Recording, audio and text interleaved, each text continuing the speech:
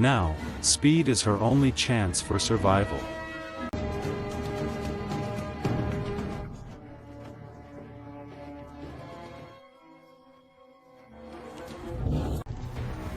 But in this deep snow, she cannot keep up with the guanaco.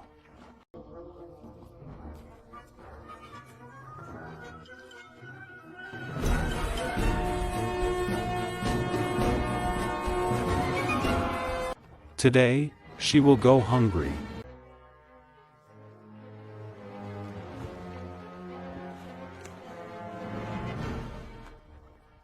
And so will her cubs. At just 4 months old.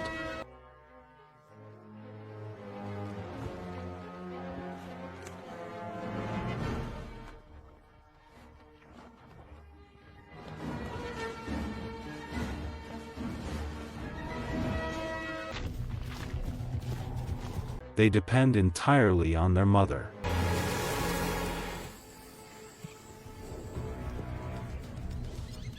They need a change in fortune. Yet here, in these unforgiving mountains, change remains out of reach.